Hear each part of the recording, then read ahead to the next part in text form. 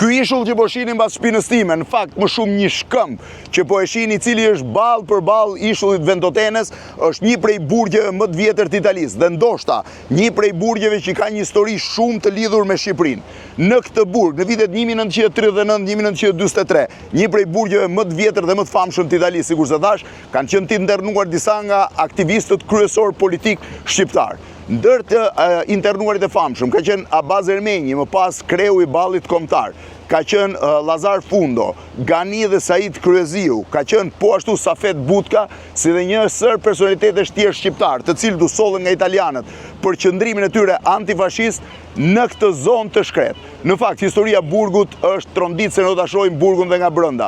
Burgu ndodhet 1.5 milje detare nga ishulli i Ventotenes, një ishull që ndodhet në këtë drejtim, një ishull i vogël italian me një sipërfaqe me një përmas prej 3 km gjatësi dhe 850 metrash gjerësi, i cili konsiderohet një ishull i izoluar i Tirenit. Por ballë për ballë ishullit, 1.5 milje detare, ndodhet ky ishull tjetër, që quhet ishulli Shën Stefanit, më shumë një shkëmb, ku në vitin 1795 Burbonët ndërtuan burgun e parë të përmasave po e quaj moderne për kohën, i cili rezistoi për 200 vjet si burg. Ishte një ferr i vërtet, në fakt, njason shumë me Chateau If të Edmond Dantesit, të Alexander Dumas në Konti Monte Cristos, tani po futemi në ishulli shkret, pritet kthehet në një qendër europiane, edhe zbritja në ishull. Kjo duhet ketë qenë normalisht edhe bankina ku vinin të internuarit e parë, muret duket që janë akoma të vjetra, prej nga niseshin drejt burgut, që është në këtë drejtim. Shiheni, një burg i ndërtuar nga Burbonët në 1795. Është pjesa hyrëse e burgut, i cili pritet të rinovohet mbas një vizite të bërë nga Matteo Renzi, kryeministri italian vitin 2016, mos gaboj. I gjithë pasazhi është i gdhëndur në shkëmb, pra nuk janë shkallë, është gdhëndje e shkëmbit. Shiheni dhe ishullin e Ventotenes përballë. Rruga është. Kjo është pjesa shumë interesante që të çon në burg. Burgu është ndërtuar, siç thuhet, që askush nga të burgosurit mos shihte dot rojet për të mos kuptuar se ku ishin.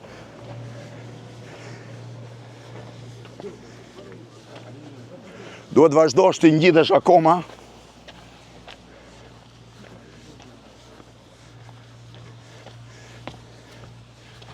Tani është hyrja tjetër, keni parasysh që burgu ka pasur disa rrethime, të paktën edhe në shpjegimet që jepen për të.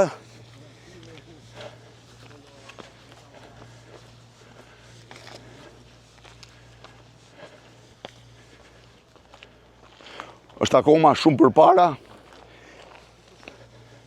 Ideja ishte që këtu do të vinin të burgosurit, të cilët nuk mund të largoheshin më kurrë, edhe kulla e ujit dhe e ishullit, asnjë njeri nuk arriti të arratiset kurrë nga ky ishull.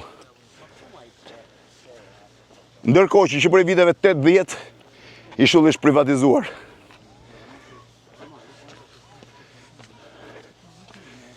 Është një burg në cilën fashizmi solli disa nga personazhet më të rëndësishëm të jetës politike italiane, por kundërshtar ti, kryesisht të majt.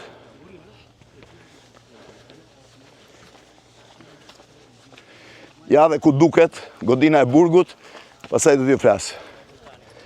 I ndërtuar në 1795, e pabesueshme, është njëkohësisht vendi, eksaktësisht atje, ku ka lindur ideja e Europës Bashkuar, me manifestin që njihet si Spinellës, por që është shkruar nga një grup autorësh, ku mendohet se kanë marrë pjesë dhe shqiptarët. Do vazhdojmë, do rikontaktoj kur të jemi në maj.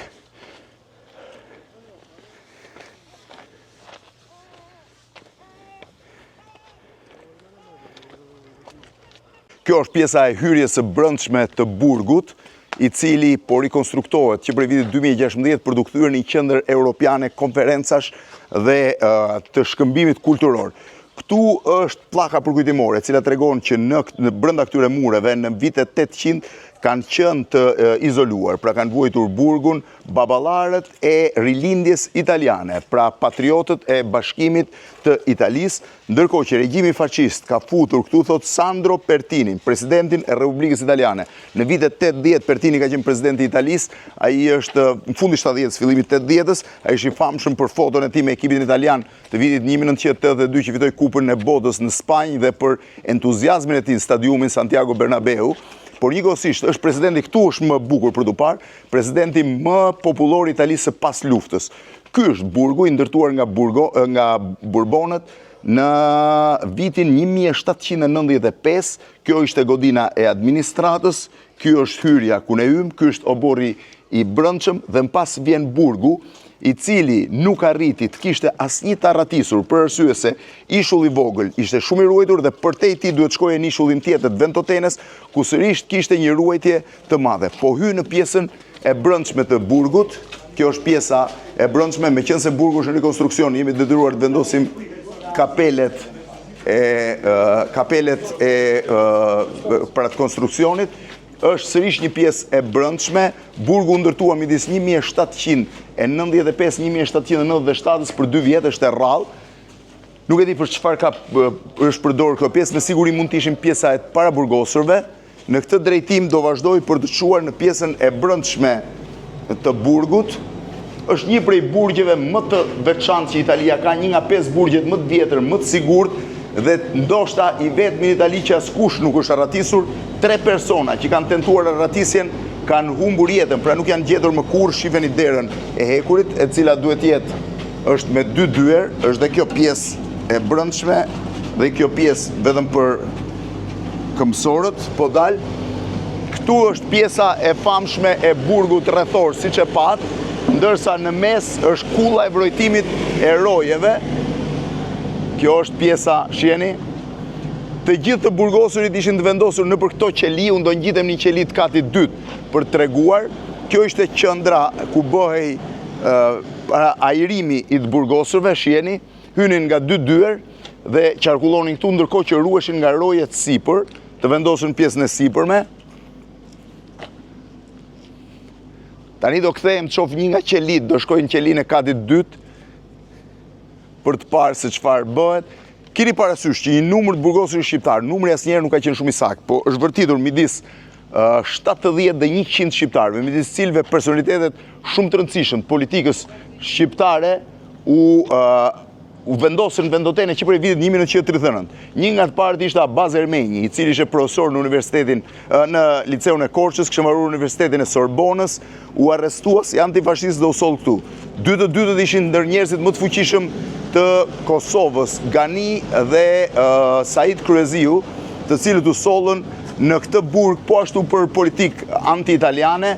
I treti ishte Zaifundo, një prej liderëve komunistë, i cili ishte zhgënjur me komunistët shqiptar dhe pretendohet që ka qenë ndër hartuesit e manifestit, ndërkohë që të burgosur tjerë të famshëm ishte Safet Butka, i cili ishte djali i Sali Butkës dhe një prej liderëve të jugut të Shqipërisë. Shiheni se si shtrihet i gjithë burgu.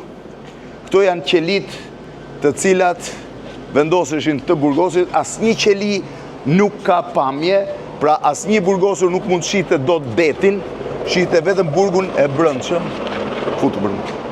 Kjo ishte qelia, ajo kjo është banja, pra vetëm një lavaman dhe një WC.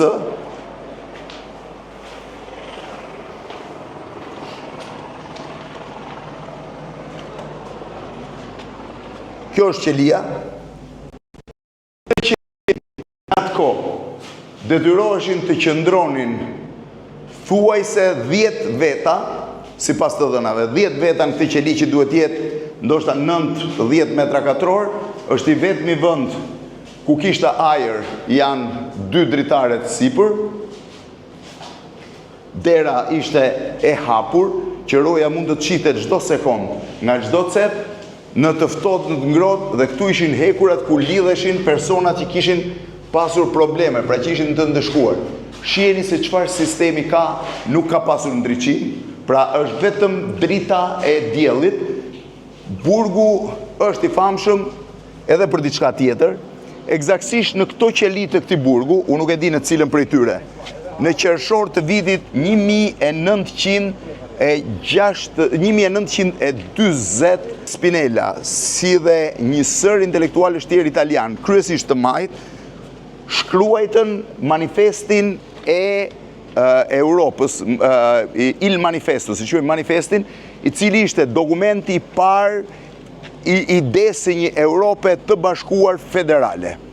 Dokumenti ose Il Manifesto di Spinella konsiderohet si dokumenti i parë fillestar i Europës të bashkuar, pikërisht për këtë arsye, banorët e Ventotene dhe italianët pretendojnë që Europa e bashkuar që ne kemi sot ka lindur në këtë burg këtu. Madje godina kryesore e Parlamentit Evropian në Bruksel mban emrin e Spinellës si babai, një nga baballarët. Por Spinella e ka shkruar atës bashku me një grup autorësh tjerë, 3 prej tyre janë të identifikuar.